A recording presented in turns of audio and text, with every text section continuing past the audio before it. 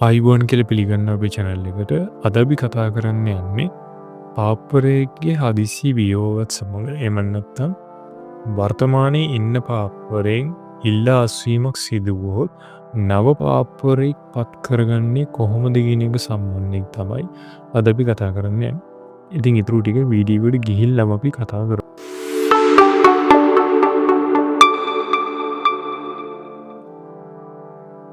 පාප්පරෙක් ස්වර්ගස්ථ වුණාම දින 15-20ත් අතර කාලයකදී නව පාප්පරෙක් පත් කර ගැනීමේ ක්‍රියාවලිය ආරම්භ වෙනවා. මෙතනදී ඡන්දය දිය හැකි කාදිනල්වරු සියලු දෙනා වතිකානුව වෙත පැමිණීමට අවශ්‍ය වෙනවා. ඔවුන්ට වතිකානුව වෙත ළඟාවීම සඳහා තමයි මේ දින 15-20ත් අතර කාලයක් ලබා දීලා තියෙන්නේ. අනතුරුව කාදිනල්වරු රැස් වෙලා අදාළ සාකච්ඡාවන් පවත්වලා සාන්ත පීතර බැසිලිකාවේ දේවමෙහෙයන් කිරීමෙන් අනතුරුව සැන්ටා මාර්ටා ගෘහය වෙත පැමිණෙනවා. පාප්පරුන් තෝරා ගන්නා පාප කෝන්ක්ලලා රැස්වීම පැවැත්වීමට පෙර කාදිනල්වරු වැඳී සිටින්නේ සැන්ටා මාර්ටා ගෘහය තුළ. අනතුරුව දැඩි ආරක්ෂා මැද්දේ ඔවුන්ව සිස්ටීන් දේවස්ථානය වෙත රැගෙන යනවා.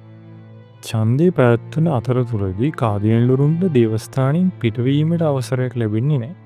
ඒ වගේම තමයි දේවස්ථානයට ඇතුල් වෙන්න කලින් කාදිනල්වරුන් යම්කිසි ශ්‍රවණාධාරකයෙක් පැලැන් සිටිනවද කියන එක සම්බන්ධයෙන් පාප්තුමන්ගේ ස්විස් ආරක්ෂකයන් විසින් පරීක්ෂාවට ලක් කරනවා. ස්විස් ආරක්ෂක කණ්ඩායම ස්ථාපිත කරලා තියෙන්නේ 1506 දී.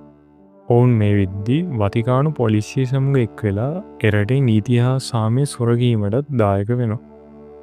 මෙම ස්ථානයේදී කාදිනල්වරුන්ට අවශ්‍ය සියලුම පහසුකම් සපයන්න වතිකානු කාර්ය මණ්ඩලයේ කැපවී සිටිනවා. ඒත් මෙතන තියෙන ප්‍රශ්නේ තමයි මෙතනදී කාදිනල්වරුන් එක්ක කතා කරන්න මේ කාර්ය මණ්ඩලයේ කිසිම කෙනෙක්ට අවස්ථාවක් ලබා දීලා නැහැ. ඡන්ද බලය හිමිවීමට කාදිනල්වරයා අවුරුදු 80ට අඩු විය යුතුයි.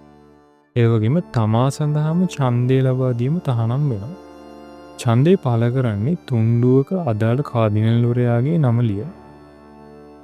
ආම්බුලන්ස් තෝරාගත් කාදිනල්වරු 30 දෙනෙක් ඡන්ද ගණන් කිරීම සිදු කරනවා. යම්කිසි හේතුවක් මත කාදිනල්වරයෙක්ට 3/2ක ඡන්ද බලයක් ලබා ගැනීමට නොහැකි වුවොත් අදාළ ඡන්දයන් ලබා දුන් ඡන්ද තුණ්ඩු ටික එකතු කොට රසායනික ද්‍රව්‍යයක් යොදා ගිනි තැබීම සිදු කරනවා. මෙම ගිනි තැබීමත් සමග දේවස්ථානයේ චිමිනියෙන් කාලවර්ණ දුමක් නිකුත් වෙනවා. කාලවර්ණ දුම සංකේතවත් කරන්නේ තවමත් පාප්පරයා පත්වී නොමැති බවයි. අනික් අතට කාදිනල්වරයෙක්ට 3/2ක ඡන්ද බලයක් හිමි වුවොත් එම ඡන්ද තුණ්ඩුත් එකතු කර වෙනත් රසායනික ද්‍රව්‍යයක් දමා ගිනි තැබීම සිදු කරනවා. මෙම ගිනි තැබීමේදී චිමිනියෙන් නිකුත් වෙන්නේ සුදු පැහැති දුමාරය. මෙම දුමාරයේ දුටු පමණින් නව පාප්පරයා පත්වී ඇති බව රැස්ව සිටින පිරිස දැනගන්නවා. අවසාන වශයෙන් පත් වූ පාප්පරයා වතිකානුවේ සඳළු තලයට පැමිණ රැස්ව සිටින පිරිස හමුවේ පෙනී සිටිනවා. ඉතින් ඔහොම තමයි නව පාප්පරෙක් පත් කර ගැනීමේ ක්‍රියාවලිය සිද්ධ වෙන්නේ. ඉතින් අලුත් වීඩියෝ එකකින් ආයි හම්බ වෙන බලාපොරොත්තුවෙන් අදට ගිහින් එන්න. ඔයාලට සුබ දවසක්.